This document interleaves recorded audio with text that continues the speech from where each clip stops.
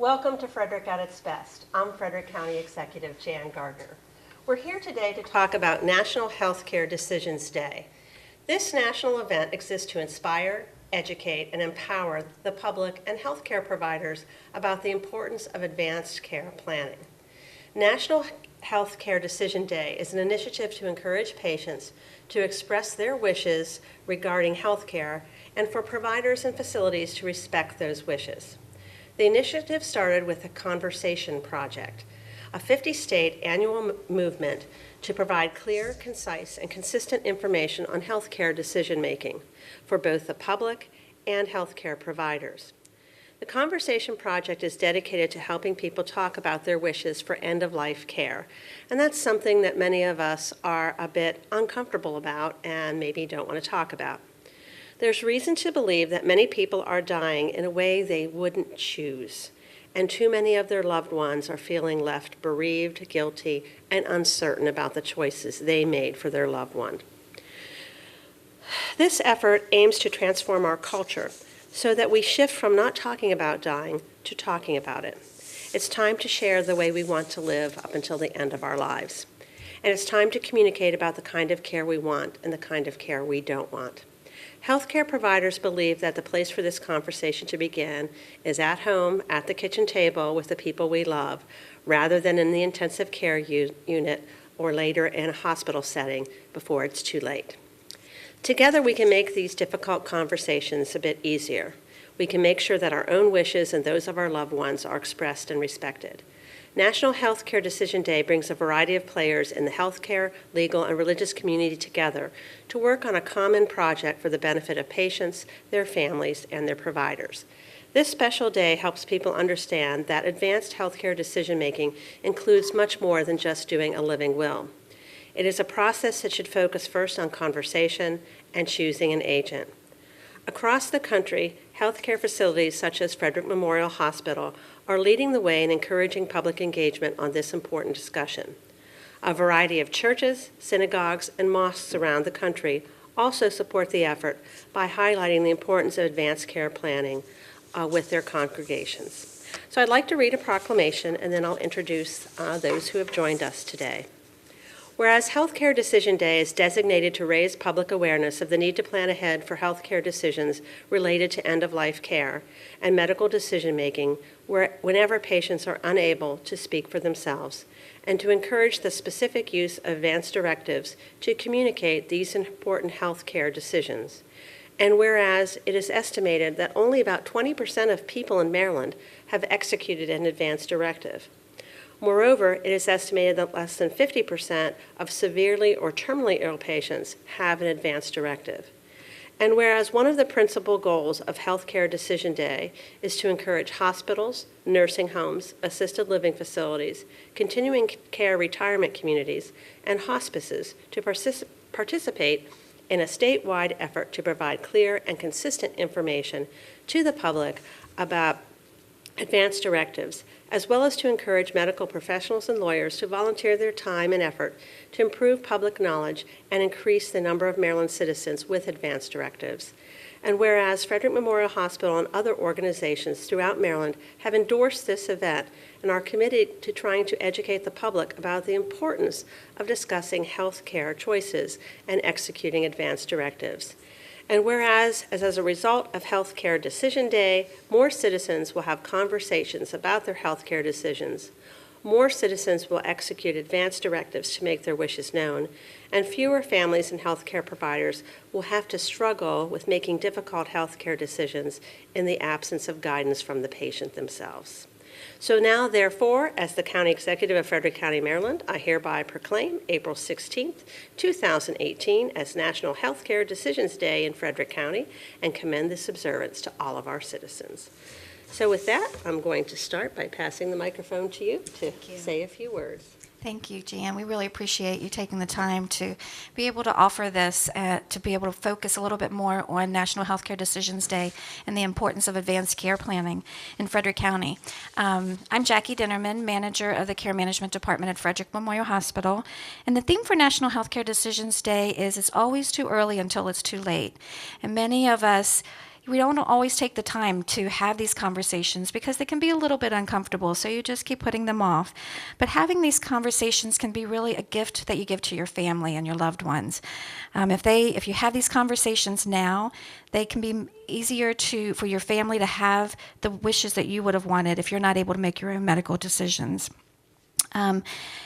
At Frederick Memorial Hospital, we are working with our community partners and community members on providing support, education, and resources on how to make these conversations a little bit easier to have.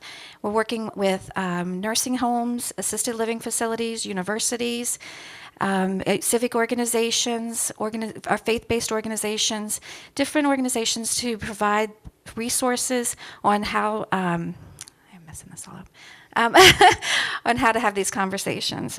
There's no right or wrong answers when someone is making decisions about their healthcare decisions. It's important to know that you have your options and to share those decisions with your family and loved ones so that they're not left in confusion and turmoil. When I used to work in the ICU, I saw so many families that were being torn apart when they really should be pulling together in a critical situation. And if they'd had, during that really critical time with a lot of stress, if they'd had a document that had those decisions written down for them, the healthcare team and the family members would have been able to work together to provide what the person would have wanted. Our logo is your life, your plan. You're the only one that can make these decisions for your loved ones to know. These are your plans that you can make for yourself. After you've had the conversation and completed your advance directive, one of the other things that we provide is our Red Folder initiative that Nicole Wetzel, one of our social workers at the hospital, has created for our community.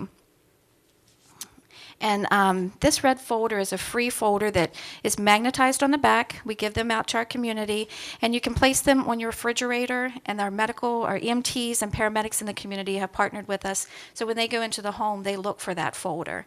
And we also have a lot of education that we provide that Michelle Ross will talk about in a minute. She's our advanced care planning social worker, and Lorena, her social work student, also helps with that education. National Healthcare Decisions Day is a day that gives everyone permission to have those conversations. We're hoping that someone will read about this in the newspaper, hear about it on the radio, and look to their loved one and say, we never really talked about this before. What would you want to do if you're in a situation where you can't make your own medical decisions? So we really appreciate you spotlighting National Healthcare Decisions Day and advanced care planning in our community. Thank you. Good morning. Thank you very much for having us here today. I'm Michelle Ross. I'm a social worker at Frederick Memorial Hospital. I am full-time advanced care planning social worker and dedicated to this initiative and bringing it to Frederick County residents. It is truly important that all of us, not just those of us who are older or maybe sick, that we sit down and have a conversation with our loved ones. It's my goal for everyone over the age of 18 to have the opportunity to sit and talk with their loved ones, because the reality is we just don't always know what life will hold. And as Jackie mentioned, we really struggle when families come in and they don't know what to do. In a time of stress, when we are scared and we are tired and maybe hungry, we struggle to make good decisions and we struggle to know what this person in the bed would have wanted.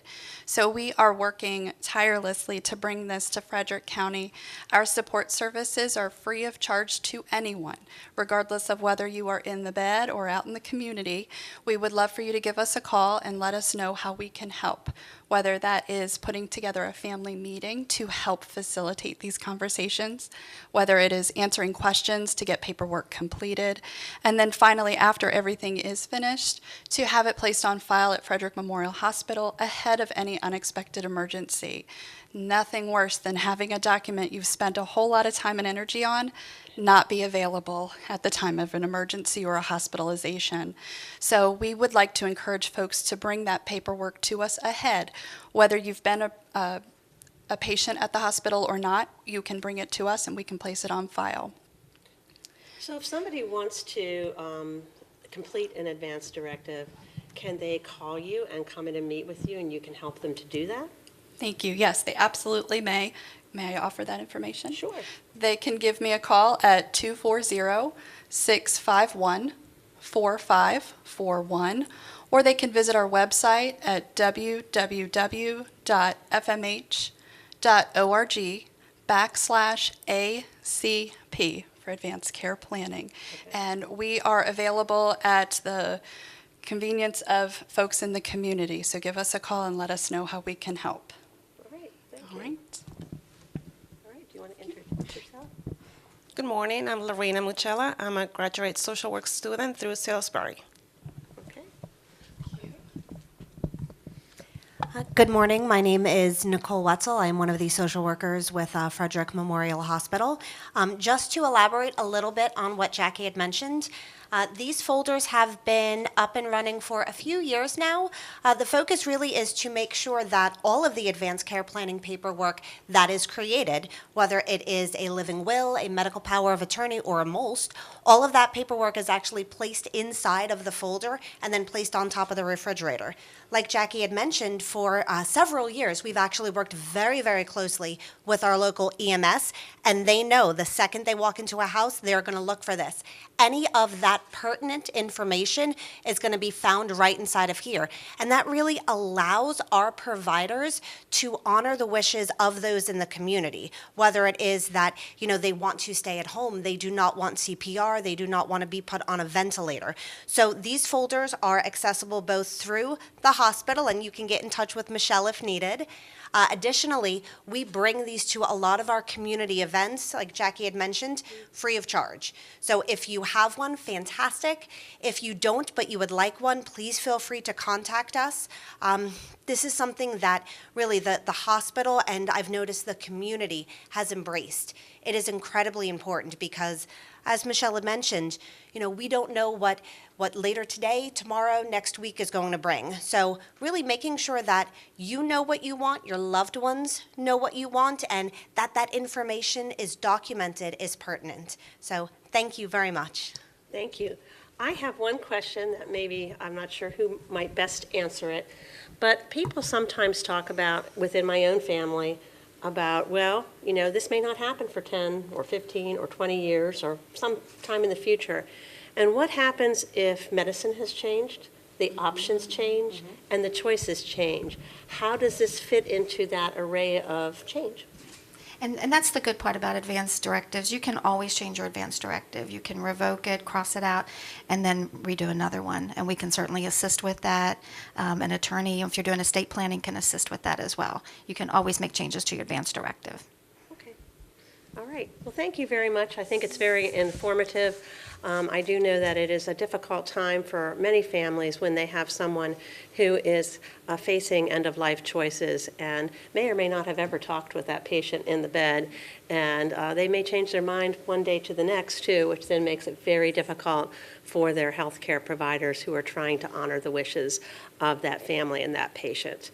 So I appreciate you coming today to share the importance of advanced directives and health care planning. I want to thank Frederick Memorial Hospital for advancing this initiative and for all the other community organizations that are participating to ensure that all adults with the capacity to make these decisions are making them in advance. So thank you for joining us for Frederick at its Best, and feel free to contact Frederick Memorial Hospital for information about completing an advanced care directive. They're offering this to you free of charge, and this information is out there for you to take advantage of now before you need it. Thank you for joining us.